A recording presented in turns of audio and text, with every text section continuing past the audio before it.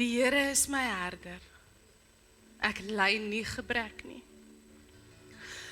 In 'n groen weivelde laat U my rus. Na water waar rusplek is, lei U my. U gee my nuwe lewenskrag, U lei my op die regte pad, ter wille van U naam. Selfs al gaan ek in die donkerste kloof, is ek nie bang vir gevaar nie, want U is by my. Dit is U staf en U stok wat my gerus stel. U dek vir my 'n tafel voor die oë van my teestanders. U verfris my kop met olie. My beker loop oor. Net goedheid en troue liefde sal my volg, al die dae van my lewe. En ek sal terugkeer na die huis van die Here tot in lente van dae.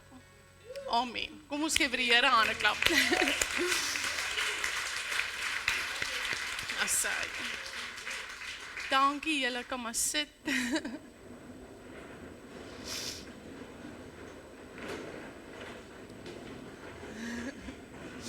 Okay.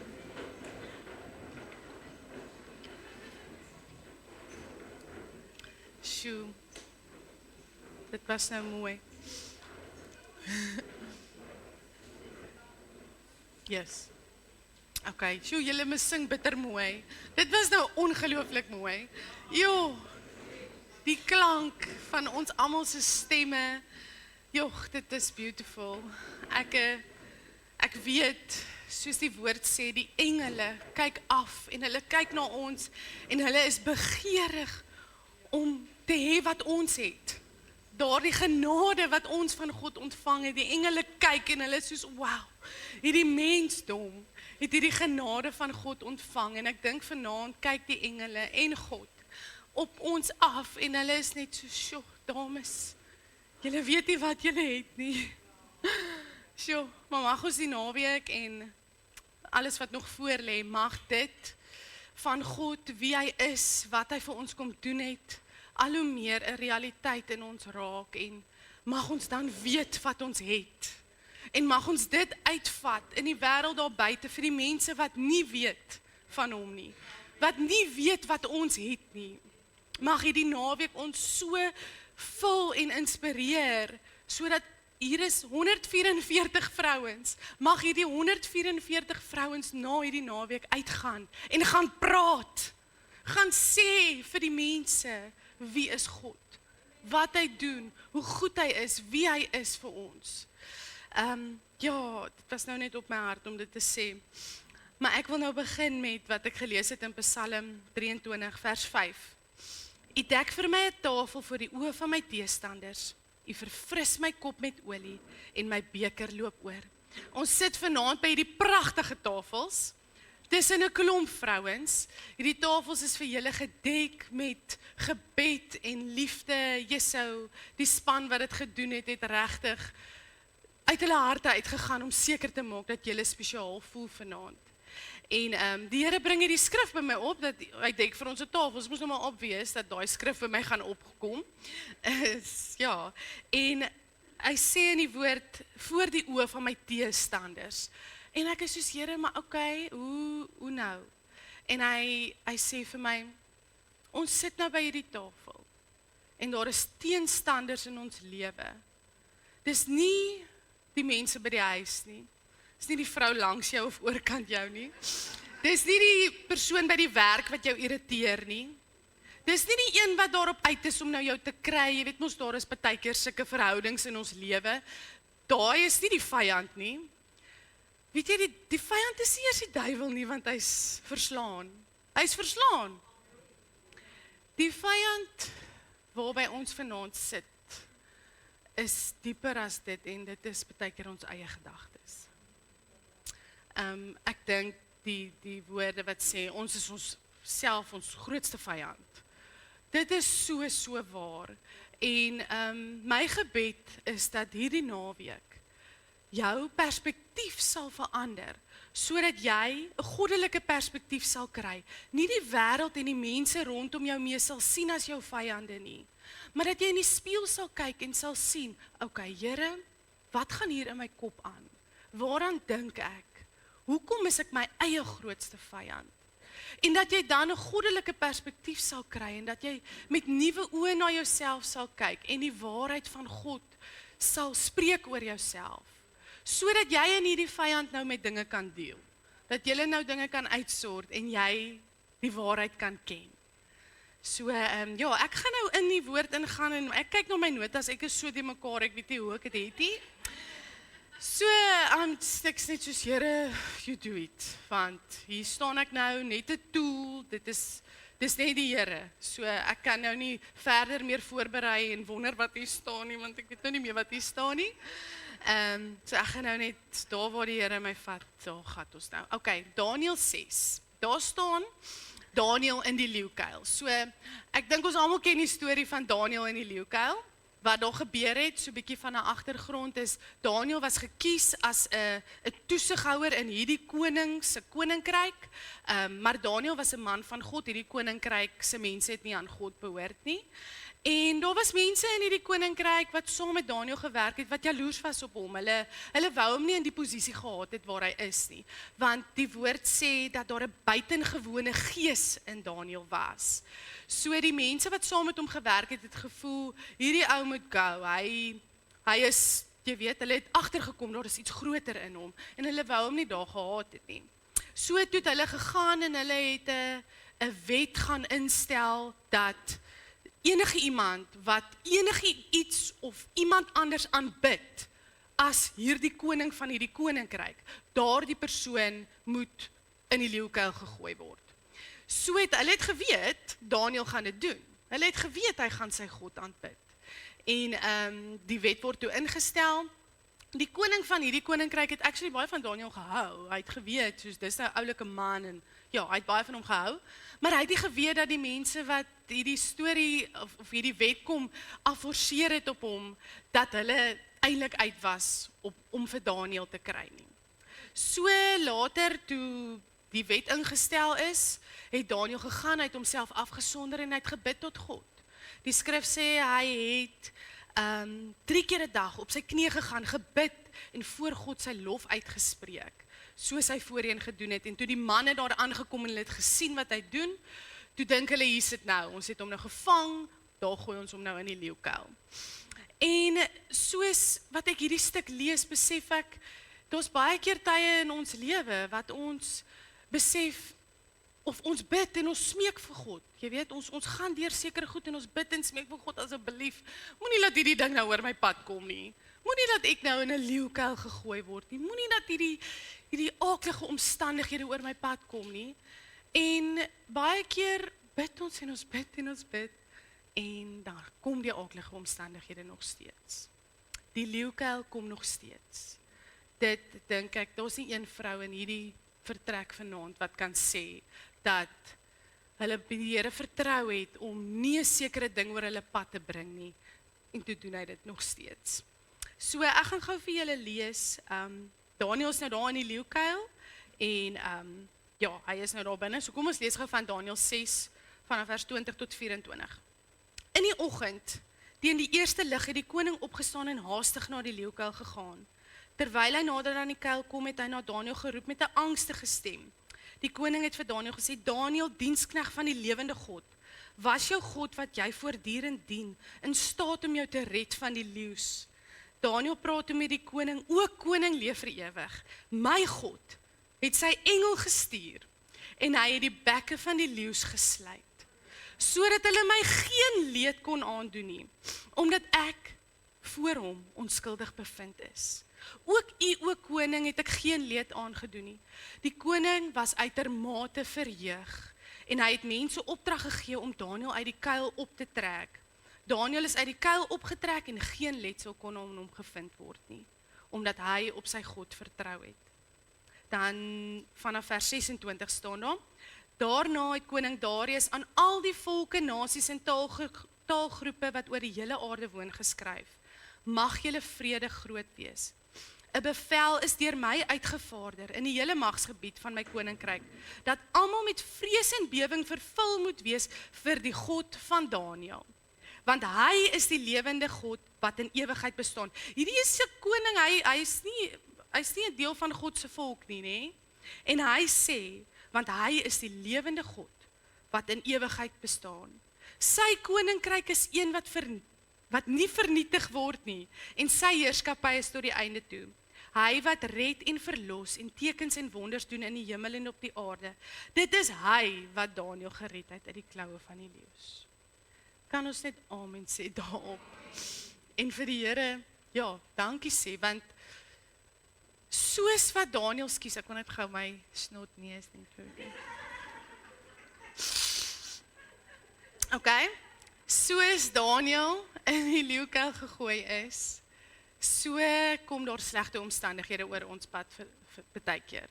Ek het vanaand toe ons worship, toe kon ek ervaar, hier is hartseer in baie vrouens se harte. Hier's regtig seer. En die Here wil hê jy moet daarmee deel. Hy wil hê jy moet ontslaa raak van dit wat jou terughou. En daarom dit is die woord wat die Here my gegee het, en as dit vir party van julle 'n bietjie moeilik is of 'n bietjie swaar is, dan moet julle maar met hom praat, want hy wil hê jy moet daarmee deel vanaand. Hy wil hê jy moet sterker aan die ander kant uitkom. Daniël is uit die kuil opgetrek en die woord sê dat daar geen letsel aan hom gevind is nie. Jy weet? Maar baie keer, ek het vir die Here gevra, hierdie letsel, ag, en dit kan nou iets anders ook beteken, maar ek het gevoel dit beteken dit. So, ons gaan in die leeukuil baie keer in, en die leeu's is rondom ons. Hulle bekke is gesluit, ja, hulle kan niks aan ons doen nie. Hulle bekke is gesluit. Ons kom lewendig uit die leeukuil uit. Maar party van ons sit tog met letsels. Ons sit tog met letsels en ons sukkel om aan te beweeg. Ons sukkel om daarvan te let go. Want dit is nie maklik nie. Dit is nie. Van die letsels is dalk angs. Van die letsels waarmee jy gelos is na daai leeukuil is depressie.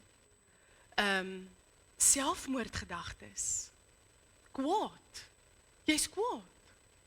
Jy's bitter. Dis letsels wat aan jou kan vasklou, nadat jy lewend daar uitgekom het. En dit is oukei. Dit is oukei. Maar daar is 'n punt waar ons moet kom om te sê, oukei, hiermee gaan ek nou deel. Ek gaan nie meer hierdie letsels saam met my dra nie. Ek gaan nie meer laat hierdie leeu's wat vir my gekyk het, veroorsaak wat die toekoms van my lewe gaan behels nie. Ek kan nie. Ek kan nie dit doen nie. Ja, daar's baie dinge wat met jou kan gebeur. Ek kan hordes goed opnoem wat die leeukuil nou in 'n mens se lewe kan wees. En dis erg goed baie keer. Dit is 'n siekte, dis die dood. Dit is teleurstelling, dis hartseer, dis klomp goed wat met jou kan gebeur en jou dan los met hierdie kwaad dalk in jou of hierdie bitter in jou. En dit maak op die einde van die dag dat jy dalk na God kyk en vir hom sê, Here, maar kan ek jou vertrou? Kan ek jou vertrou as hierdie goed dan nou met my gebeur het? Ek het gebid en ek het gesmeek en ek het gevra, moenie hierdie goed oor my pad stuur nie, en toe doen jy dit. Ag, en ja, so ek gaan myself nou vooruit, maar ek wil eintlik maar net sê, as jy vanaand hier sit, as jy asemhaal, as jy jou kon aantrek en jou mooi maak, het die leeu's jou nie verslind nie. Jy is hier, God het 'n plan met jou lewe, dit is nie verby nie. Dit is nie verby nie. En daai goed wat aan jou vasklou, it's gonna go. It's gonna go. Dit is nie verby nie. Ja, jy het 'n purpose. Want hoekom? Hoekom het daai goed met Daniël gebeur? Hoekom is hy in die leeukuil gegooi? All glory to God. 'n Hele nasie, 'n hele volk, wat nie eers God se volk was nie, het vir God begin aanbid. Het vir God gesê, alle eer kom U toe, want hy is almagtig, hy is kragtig. So daar kan jy vra, hoekom laat die Here hierdie goed met my gebeur?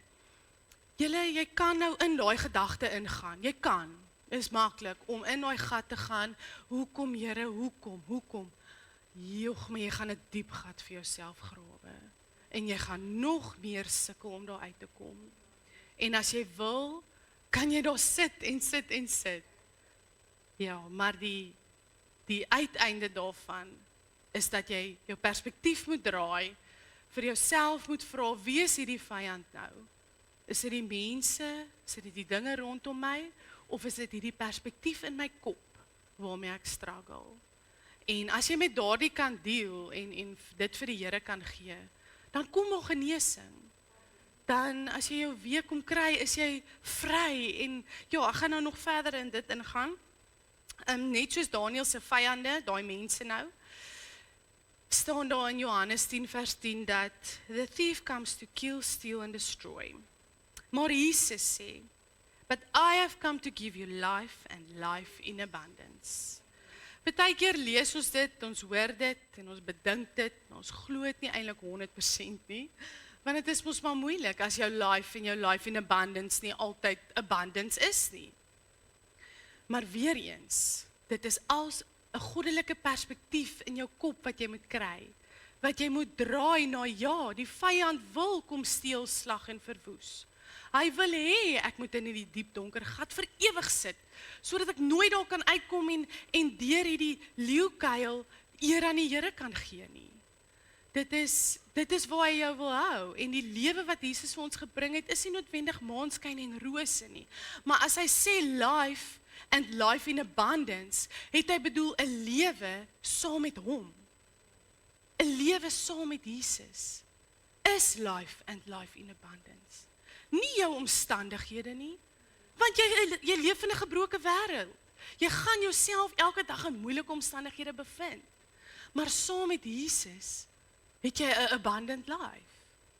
Dit is moeilik om te begryp, maar dit is die waarheid.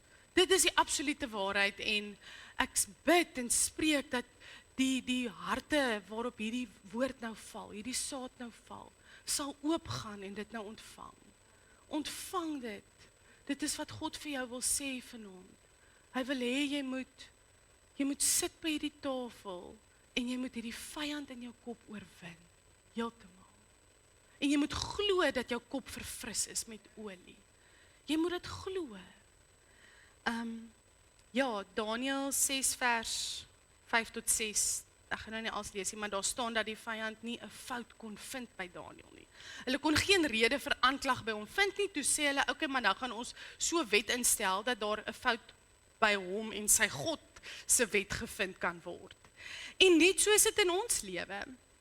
Die vyand, kom ons noem hom nou maar die duiwel, hy kan absoluut niks aan jou doen nie, want jy is onskuldig bevind. Jesus het kruis toe gegaan, sodat daar 'n ewige onskuldigheid oor jou is. God kyk na jou en hy sien, jy's onskuldig, jy's perfek. Daar is geen fout aan jou nie. Maar dan kom hy, en hy wil dalk jou omstandighede so verander, dat jy later jouself teen God bevind. Jy sit met daai letsels, en jy kan nie verby dit kom nie. Jy kyk na God en jy dink, Here, is ek nog vir U? Jy dink daaroor. En dit is wat ek voel kan gebeur. Hy kan niks fisies aan jou doen nie. Hy kan jou nie uit die hemel uithou nie. Dit kan jou nie verwoes nie. Maar dit kan maak dat jy dalk op 'n plek kom en vra, Here, vertrou ek U nog? Vertrou ek U nog en glo ek U nog? En ja, ek wil net hê jy moet vanaand weet, jy is onskuldig, want Jesus het die volle prys betaal. Of jy nou die Here question of nie, of jy nou oor hom twyfel of nie, Jesus het daarvoor ook aan die kruis gehang. Hy het daarvoor ook aan die kruis gehang. As hier vanaand 'n vrou is, wat dink, ek weet nie of ek al hierdie geloof het nie. Ek weet nie eers of ek 100% glo alles wat in die woord staan nie. Wil ek vanaand vir jou sê, Jesus het daarvoor ook aan die kruis gehang. Moenie jouself kruisig vir leuns wat in jou kop aangaan nie. Want ons kan dit so maklik doen. Ons kruisig onsself die heeltyd, want jy is nou nie goed genoeg nie, want jy het nou vir een oomblik nie vir God vertrou nie. Jy het vir een oomblik gewonder, is U nog vir my? Nou sê jy soos, sorry Here, ek kan nou nie, ek het nou 'n bietjie getwyfel, sorry, en dan as jy jou weer kom kry, voel jy skuldig, en jy is op 'n slegte plek, en net nog dieper en nog dieper en nog dieper in daai gat. En die Here wil ook daarmee kom deel vanaand. Hy wil hê, voor die naweek aangaan, moet jy besef, daar is niks op jou nie. Want Jesus het alles kom doen aan die kruis. Alles. Ek wil met ons deel, kom ons lees gou Matteus 8, vanaf vers 23 tot 27. Ons almal weet, dit is die verhaal waar Jesus die storm, waar Jesus die storm stil maak. Kom ons lees gou. Jesus het in die boot geklim en sy disippels het hom gevolg. Skielik bars daar 'n ewige storm op die see los, sodat die golwe die boot oorspoel. Maar Jesus het geslaap. Hulle, sy disippels, het hom gaan wakker maak en uitgeroep, Here, red ons, ons gaan vergaan. Maar hy het vir hulle gesê, hoekom is julle bang, klein gelowiges? Toe staan hy op en bestraf die wind en see en alles het baie kalm geword. Die mense was verwonderd en het gesê, watter soort mens is die dat selfs die wind en die see hom gehoorsaam? Nou die algemene opinie, en nou nie by almal nie, maar daar word ook gesê dat Jesus het vir hulle gevra, hoekom is julle bang, klein gelowiges? Die rede hoekom hy nou dit vir hulle gevra het, is dat, waar is jou geloof? Maak die storm stil. Jy weet, maar ons het al dit gehoor in ons lewe. Jy het die autoriteit, jy kan opstaan, jy kan die storm stil maak. Ons het mos nou al daai goed gehoor, en dit is die waarheid, ja. Maar hier, in hierdie gedeelte van Jesus en sy disippels, was dit glad nie Jesus se eerste idee dat die disippels die storm moet stilmaak nie. Sy heel eerste prioriteit was dat die disippels moet slaap.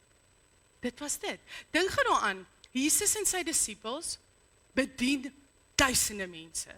Dink hoe moeg was Jesus, nee? Hy travel van die een plek na die ander plek. Hy het God se koninkryk in gedagte. Hy het niks anders in gedagte nie. Hy soos, ek klim nou in die boot, ek moet oorkant, ek weet nie eens eintlik waartoe hulle gegaan het nie. Iemand kan my reghelp as ek verkeerd is. Ek neem aan hulle moes verder gaan bedien het. Jesus is moeg. Hy wil slaap. Hy was 'n mens, jy weet. Ja, hy's God, maar die woord sê hy was gestroop van alles wat goddelikheid betref. Hy was 'n mens. Hy's moeg. Hy wil slaap. Hy klim in die boot en hy gaan nou slaap. Hy het die koninkryk van God in gedagte. 'n Storm op die see pla hom nie, want hy weet hierdie storm gaan hulle niks kan aandoen nie. Slaap. Ons moet nou weer bedien. Ons moet nou weer by mense wees. Ons moet nou weer reg en vars wees om hulle te groet. Soos vanaand, die spanne wat hier gewerk het, reg en vars om te groet, al die dames te verwelkom en hulle, jy weet, hulle lekker te laat voel. En dis 10-1 wat hulle ook gedoen het. Daar was skares van duisende mense, hulle moes liefde aan almal wys, jy weet, hulle moes hulle bedien, en dit put 'n mens seker uit. Dink Jesus was lekker moeg geweest baie keer. So hy klim toe in die boot en hy slaap en hy verwag van sy disippels om ook te slaap. En dit is wat hy van my en jou ook verwag. In hierdie storm, in hierdie boot. Dit is bitter moeilik, ja, ek weet dit. Maar hy kyk vir jou en hy sê, hoekom is jy bang? Slaap.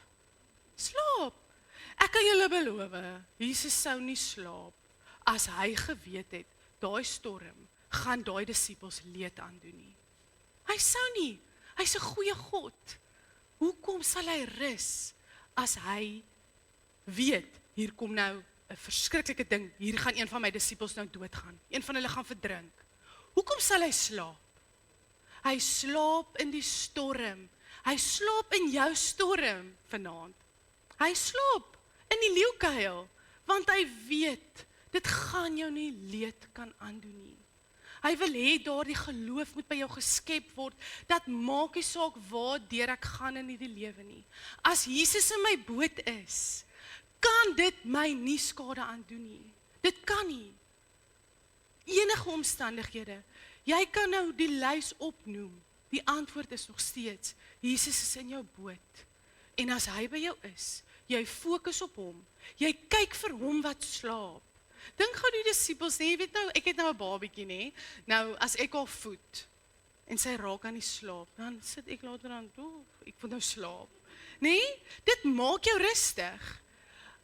As die disippels op daai boot, vir Jesus net so stip aangekyk het, terwyl hy daar lê, hulle het nêrens anders gekyk nie, hulle het net vir Jesus gekyk, wat daar lê en slaap. sou daar nie 'n woord by hulle mond uitgekom het nie, want hulle sou geslaap het.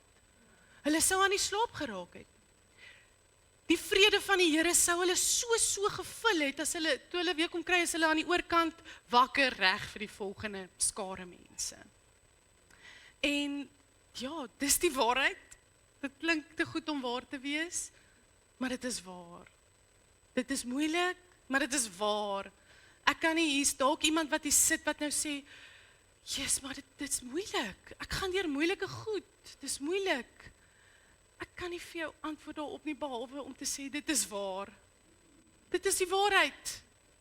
En dit waarop jy mediteer, is dit wat met jou gaan gebeur. Mediteer jy op die waarheid van wie Christus is, dat hy in jou boot is?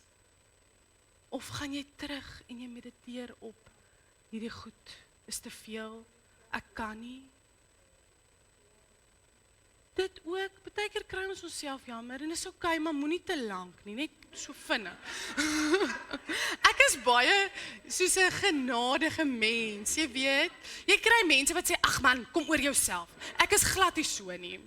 Ek is nie, en daar is 'n paar mense wat so is, ek is glad nie so nie. Ek voel vir mense. Ek voel vrouens se pyn. Jy weet, as daar 'n vrou is wat deur 'n moeilike tyd gaan, dit pla my.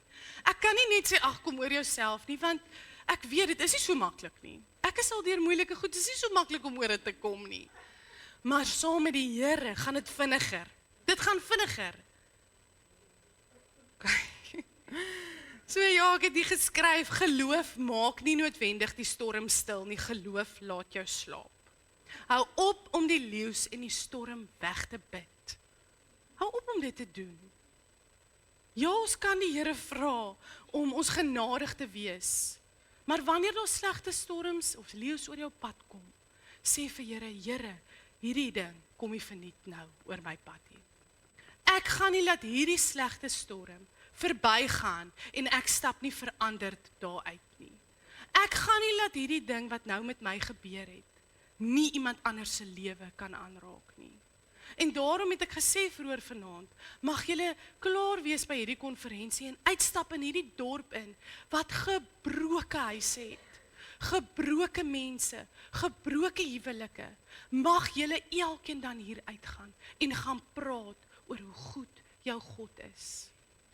Hier is mense wat nie net van Struisbaai afkom nie, maar hier in Struisbaai, weet ek, het mense die evangelie nodig. Hulle het die woord van God nodig, en daar waar jy ook vandaan kom, ek weet, daar is mense wat die goeie nuus nodig het, die goeie nuus wat ek julle nou vertel het. Hulle het dit nodig. En wie anders as ons wat, jy weet, ons doen moeite om na 'n vrouekonferensie toe te kom, gaan ons dan nou maar net hier kom sit en die kos eet en weer gaan? Nee, dit is, ek neem aan, julle is almal honger vir die Here.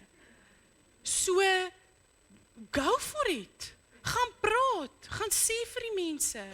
Sit by die Here en sê vir hom, Here, gee vir my 'n openbaring van u goedheid en laat ek dit gaan deel. En nie lank nie, is daar nog 'n vrou wat haar hart vir die Here gee. Nog 'n vrou, nog 'n vrou, nog 'n vrou. En so vat hierdie vrouens die geur van die Here in hulle huise in. En net deur daai geur word die manne verander. Nog 'n man, nog 'n man, nog 'n man. En as ons weer kom kry, het ons goddelike huisgesinne en ons wonder, wow, wat het nou gebeur? Dit is die doel van al hierdie goed. Dit is die doel, om ons sterker te maak, om ons binne in ons te verander. Nie die een langs aan jou nie, jy binne in jou verander. Kry Jesus in jou boot, glo hy is in jou boot, en gaan vertel vir die mense daarvan. That's the ultimate goal. Anders is dit net konferensie, en dan weer so 'n bietjie chill by die huis, dan weer nog 'n konferensie, en dit beteken absoluut niks dan. Mag ons dit doen, Here, help ons. Ons gaan dit doen. Ja, so, nou gesê, die stilgemaakte storm beteken nie vrede nie. Jesus wat rus en slaap, beteken vrede. Baie keer kyk ons na ons wêreldse omstandighede en dan wil ons vrede aan daai omstandighede koppel. Dinge is nou so 'n bietjie chaoties, daar kom 'n storm of 'n paar leeu's en dan wil ons nou sê, ek het nou nie vrede nie, of hierdie ding het nou my vrede kom steel. Ons sê baie keer dit, nê?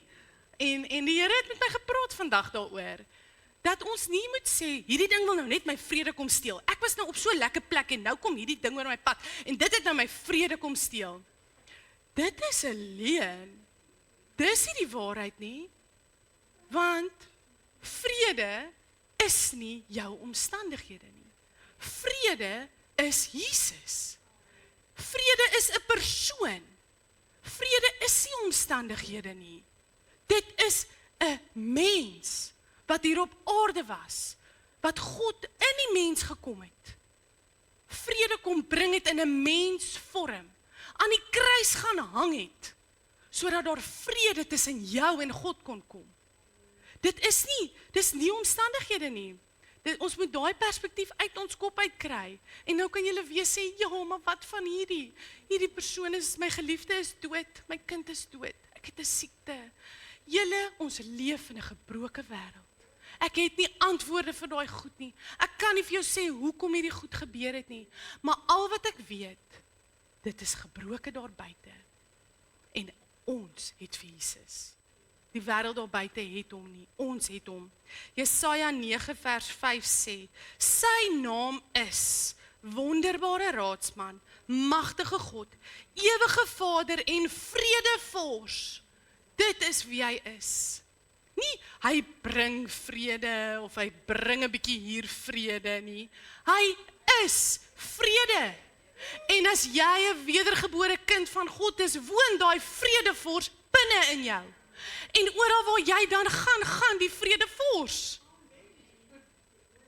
Ja, ek het myself bevind nou die laaste tyd in omstandighede wat moeilik was.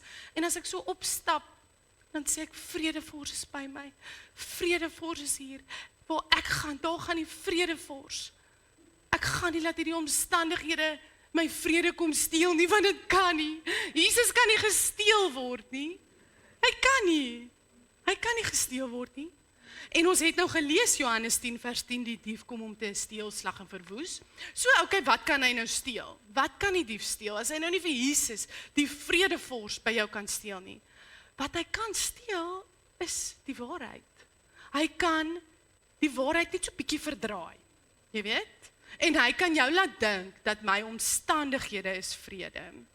'n halwe, jy weet, 'n leuen kan jy sien.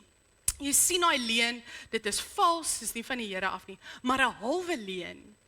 Jy weet nie so lekker van hom af nie. Want dit is die waarheid, maar is ook nie die waarheid nie. Nou weet jy nie eintlik waar jy jouself bevind nie. En dit is een van daai goed wat ek voel kan gebeur. Die waarheid van Jesus, wie hy is, kan verdraai word. En dit moet ons uit ons koppe uitkry. Ons omstandighede is nie vrede nie, hy is vrede. En ja, die Here het met my net nou eers, bietjie vroeër vandag, toe sê hy vir my, ek moet hierdie met julle deel. So of er nou mense is wat dit weet of nie, dit is baie eenvoudig, maar kom ons kyk. So aan die begin was dit mos nou Adam en Eva in die tuin en hulle het saam met God gewandel. En toe Eva nou van die appel eet, toe nooi sy haar man om saam te kom eet en toe kom daar sonde. As gevolg van daardie sonde, wandel God toe nie meer saam met hulle nie. Jy weet, toe is hulle geskei van God. Geskei van hierdie vrede. Jy weet, God se teenwoordigheid is vrede. Geskei van hom is nie vrede. Nie omstandighede wat goed of sleg is vrede nie.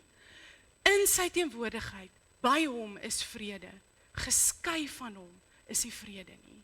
Jy weet? Nou nie ek of jy is geskei van hom nie. Ons is nie geskei van hom nie. Jesus het gekom. Hy het die werk om doen. As gevolg van daai sonde wat deur een mens ingekom het, het een mens, Jesus Christus, gekom en daardie sonde totaal en al weggeneem. En as gevolg van daai egskeiding wat plaasgevind het tussen mens en God, het een mens gekom en ons weer saamgebind. Jy weet? So ons is nie geskei van God nie. God is die vredevors, die Shalom. Een van sy name is Jehovah Shalom. The Lord is peace. Nie brings peace nie. He is peace. Jy weet, as ek sê, ek is Jessica. Dis ek, dis wat ek is. Jy weet? So, jy sien mos nou, ek is Rita. Dis jy, jou naam het 'n betekenis en dit is dan nou wie jy is.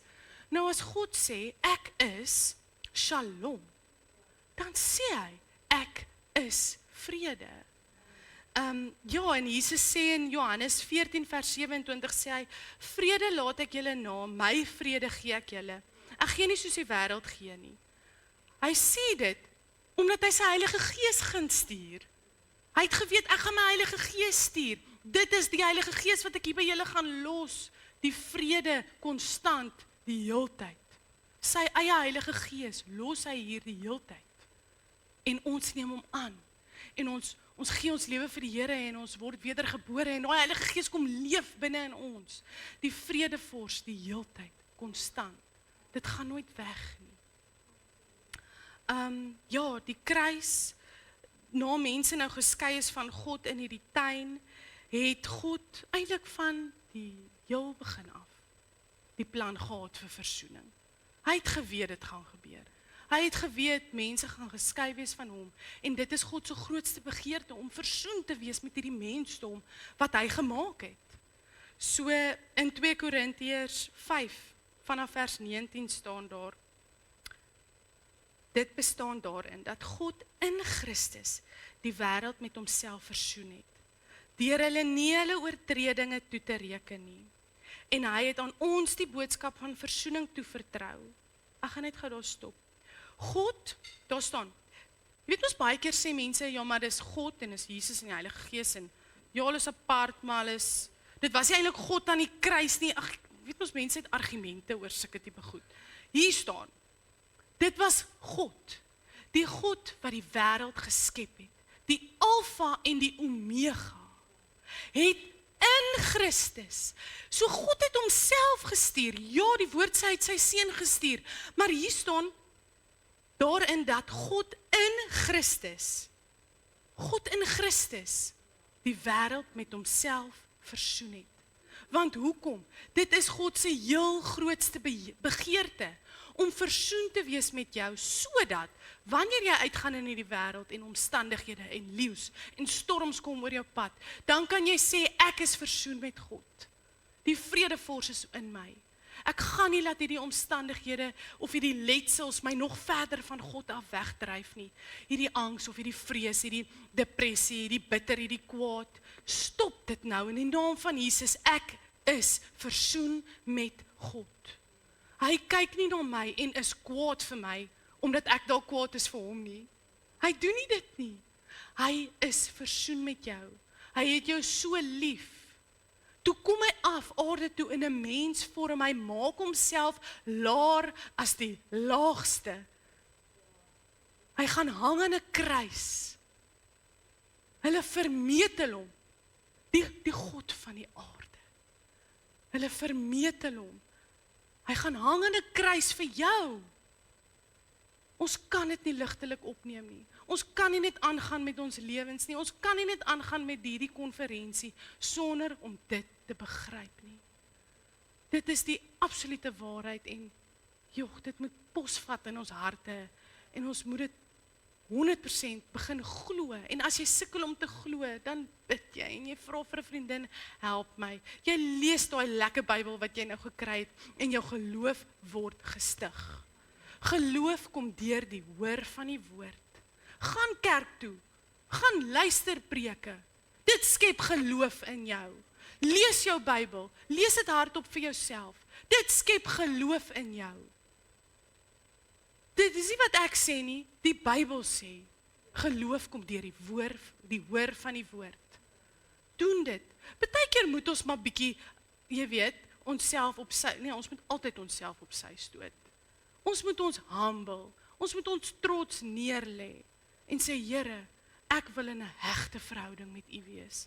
Ek wil voel en weet en ervaar elke liewe dag hoe geheg en versoen ek met U is.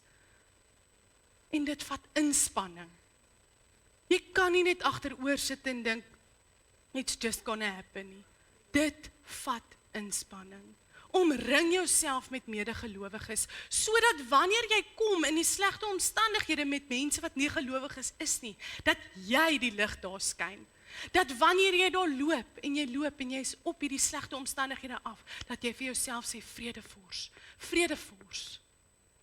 En dan kom jy in daai omstandighede en jy kom by daai mense en hulle sien Jesus binne in jou. En hulle word versoen met hom. Dit is mos die goal. Daar's niks anders, daar's nie 'n ander goal in hierdie lewe behalwe dit nie. Daar is niks anders nie. Daar is seker ook niks anders om te sê verder nie. Nee, daar is. Met dit als gesê, hier so baie wat ek gelos het, maar die Here sal dit doen. OK. Ons gaan vanaand nagmaal gebruik. Ek wil net myne kry. Dis OK. So, met dit als wat ek sê, ek sal nou vir jou sê daarna. Moenie vergeet wat ek gesê het nie. Want dit is as gevolg van al die goed wat ek gesê het, wat die Here dit op my hart gelê het, dat ons nagmaal moet gebruik. En ons gaan partykeer, ons kom by plekke waar ons nou nagmaal gebruik by die kerk of so.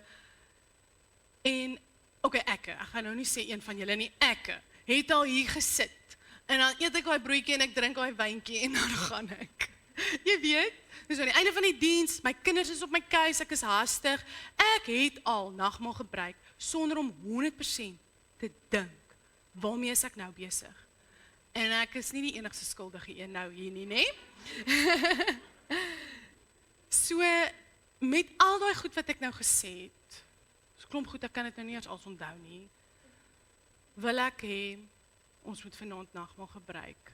Maar kom ek was nou die dag, ja, dit was eintlik so amazing, hoe ek toe by 'n ander kerk, by 'n diens uit, by 'n ander dominee gehoor preek het, en toe ek soos, Here, jy het my spesiaal hierna toe gestuur vandag, want net daar, toe verduidelik die dominee dit so, dat in die Bybelse tyd, in die tyd van Abraham, ek is nou nie seker 100% waar dit staan en hoe dit gewerk het nie, maar as twee vyandige partye, jy weet, twee mense twee spanne wat oorlog gevoer het teen mekaar, as hulle vrede gemaak het met mekaar, hulle het gesê, okay, die oorlog is nou verby, hier is nou vrede, dan het hulle saam brood gebreek.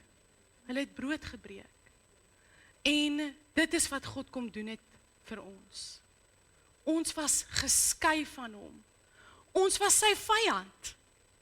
Want sonde en God kan nie saam bestaan nie. God is heilig. Hy is almagtig. God het nie sonde geskep nie. Sonde kan nie in sy teenwoordigheid wees nie. Toe kom God. Hy versoen ons, wat sy vyande was, met homself. En hy het deur die bloed en die liggaam van Jesus Christus daai sonde weggeneem, sodat ek en jy in sy teenwoordigheid kan wees. Daar is geen manier hoe ek en jy in God se teenwoordigheid kon kom voor die kruis nie. Jy weet, dit in die Joodse tyd, dan het hulle moes nou offers geneem en net die hoëpriester mag daar in die Holy of Holies gewees het en as iemand daar deurgegaan het, het hulle dood neergeval. Hoekom? Want sonde, gebrokenheid, wêreld kan nie in God se teenwoordigheid kom nie, want hy is heilig. Hy is almagtig. En net omdat hy lief is vir ons, toe sê hy, okay, ek neem daai sonde weg, want ek soek julle by my. Ek soek julle by my. Dit is so mooi beskryf in daai 2 Korintiërs 5, vers 20 in die Amplified Bible sê, wag, kom ek lees net gou 'n bietjie verder. Eers gou weer die Afrikaans. Nee, kom ek lees in my Engels. Waar is jy nou? Ja, los net so. So we are ambassadors of Christ, for Christ, as though God were making his appeal through us. So hier skryf Paulus dat hy 'n ambassadeur van God is, en deur Paulus maak God sy appeal na die mense. Die woord appeal sê dat God kyk na die mense en hy het 'n dringende versoek. Hy kyk na jou en hy het 'n urgency in hom. Wees met my versoen. Daar staan, as though God were making his appeal through us. We plead with you on behalf of Christ to be reconciled with God. Nou ek sien hierdie prentjie in my kop, God making his appeal. Jy weet as iemand 'n dringende versoek het, as iemand jou smeek, is hulle soos asseblief, kom, asseblief, ek smeek jou, wees versoen met my, ek het my lewe vir jou gegee, asseblief, moenie laat hierdie goed jou weghou nie, moenie laat hierdie letsels jou van my af wegdraai nie, kom, dis wat God doen, hy het ons so lief, die Alfa en die Omega sê vir jou, kom, my kind, moenie laat hierdie goed jou weghou nie, kom, wees versoen met my, in my teenwoordigheid, by die vredevors die hele tyd. Dit is wat hy wil hê vir ons. So, ja, Johannes 6 vanaf vers 55 sê, Jesus sê, want my liggaam is die ware voedsel en my bloed is die ware drank. Wie my liggaam eet en my bloed drink, bly in my en ek in hom. Soos die lewende Vader my gestuur het, en ek deur die Vader leef, so sal die een wat my eet, ook deur my leef. Hoekom sê Jesus vir mense, eet my en drink my? Want hy het geweet, wat ons nou gaan doen, ja, maar hy het ook geweet, dit gaan nie oor 'n fisiese ding nie, dit gaan oor 'n ervaring. Dit gaan oor, my liggaam is gebreek, sodat jy en God kan sê, ons breek nou brood saam. Jy weet, ek en God, ons is versoen, ons breek brood saam. Dit is vrede, dit is totale herstel wat gekom het.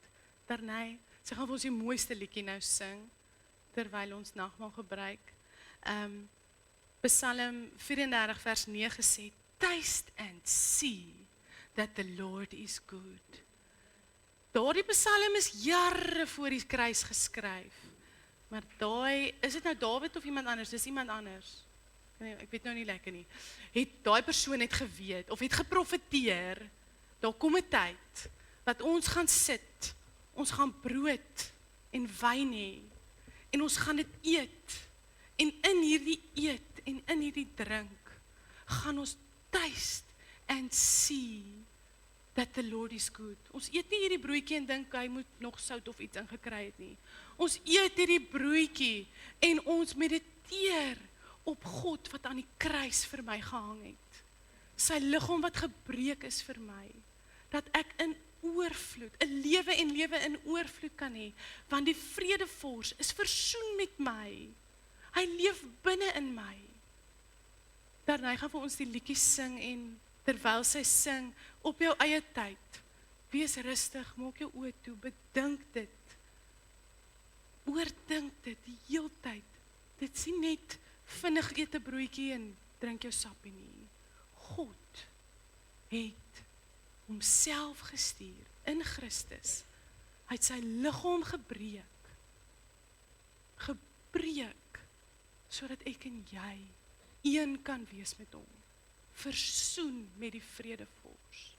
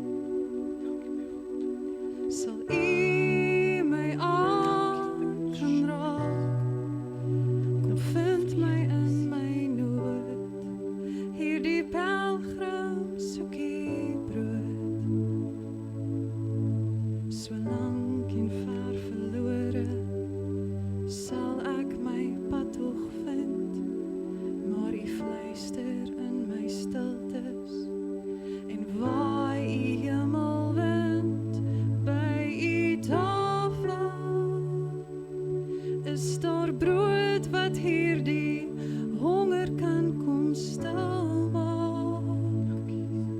U genade is die wyn wat my weer heel maak. U ontmoet my by u tafel.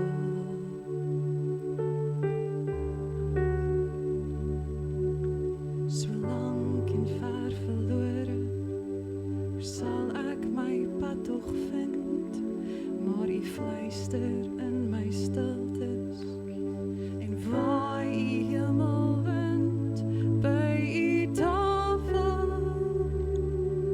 Is daar brood wat hierdie honger kan kom stil maak? U genade is die wyn wat my weer heel maak. U ontmoet my by u tafel. Is daar brood wat hierdie honger kan kom stil maak? U genade is die wyn wat my weer heel maak. U ontmoet my by u tafel.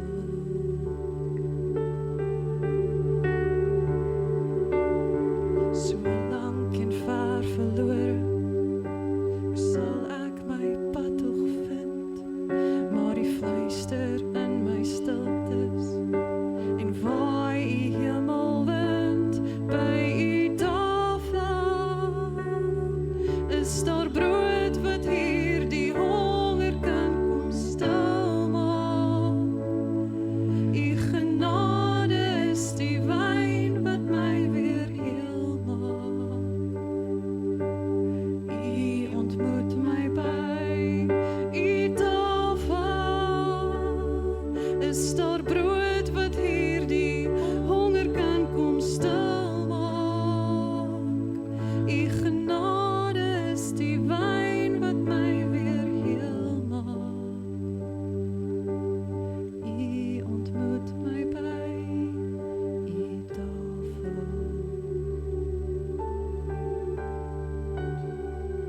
Proe dit, sien dit, begryp dit, taste and see. Ervaar dit. Dit is 'n ervaring. Dit is 'n lewe saam met hom. Neem dit in, ervaar dit. Die vrede wat daar gemaak is tussen jou en God. En leef in daardie vrede. Leef saam met Jesus Christus wat binne in jou woon, die vrede vors. In alles wat jy doen, oral waar jy gaan, herinner jouself konstant, die vrede vors gaan saam. Vrede is nie omstandighede nie. Vrede is 'n persoon. En daardie persoon los jou nooit. Hy is in jou boot. Hy is in jou leeukuil. Hy los jou nooit.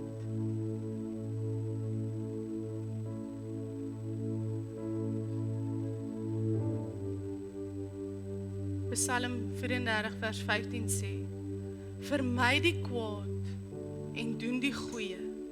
Soek vrede en jaag dit na. Jaag Jesus na. Soek hom met alles wat jy het. Alles. Jaag hom na.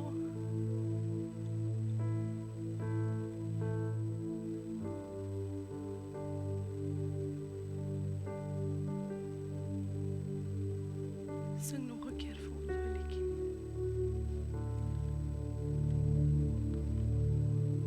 So lank en ver verlore, sal ek my pad tog vind, maar die fluister in my stiltes en waai u hemelwind by u tafel.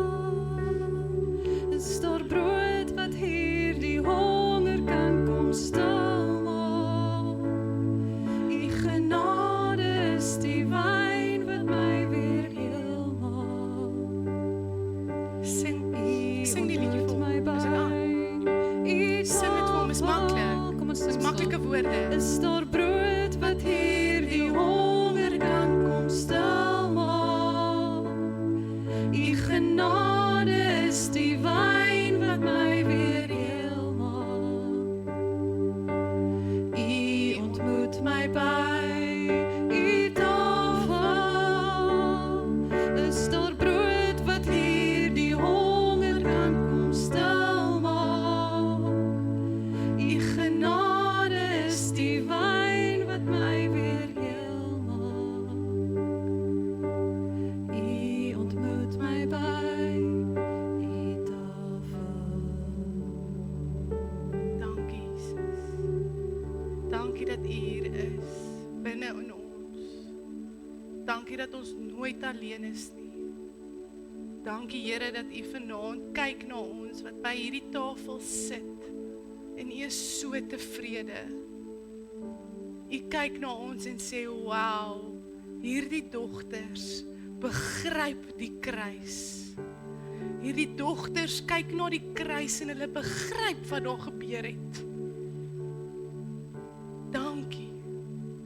Heilige Gees, as daar iemand is in hierdie vertrek wat nog nie die kruis begryp nie, bid ek nou in Jesus naam dat U oorvloedig oor hulle sal kom, Heilige Gees. Nou, in die naam van Jesus, vloei deur hulle met U geeskrag. Openbaar die kruis aan hulle. Openbaar U dood en U opstanding aan hulle. Laat hulle dan dit proe en sien en ervaar hoe goed U is. Ek spreek dit in Jesus naam. Verlore harte, kom vind jouself by sy tafel. Gebroke harte, hy maak jou heel, heeltemal. Laat gaan daai letsels, laat gaan die bitter in jou, laat gaan die kwaad in jou. Jesus is by jou. Hy het nie daardie storm sonder 'n rede gestuur nie. Laat gaan jou vra. Laat gaan jou hoekom. Gee dit vir hom. Al daai goed, gee dit vir hom. Hy is nie kwaad vir jou nie. Hy wil hê jy moet deurbreek. Hy wil hê jy moet hierdie genade van sy liggaam wat gebreek is en sy bloed wat gevloei is. Hy wil hê jy moet dit nou ontvang in die naam van Jesus. Ontvang dit. Ontvang dit. Ontvang dit, vrou wat gebroken is. Hy het dit gedoen net vir jou. Spesiaal vir jou. Spesiaal net vir jou.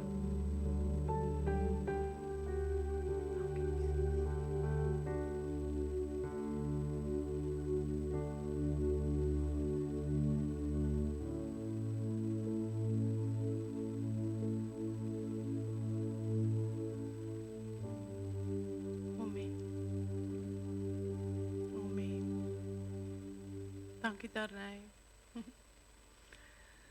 Dankie julle. Ja, ons gaan nou fees vier, want ons weet nou, ons is versoen met hom. Ons weet wat hy vir ons kom doen het. Ons weet hy het opgestaan uit die dood. So daarom gaan ons nou lekker eet. So sit asseblief, ons span dames gaan julle bedien. Hulle is baie opgewonde daaroor. Sit net so waar julle is. Ons gaan nou, ja, lekker eet en fees vier, want ons is versoen. Amen.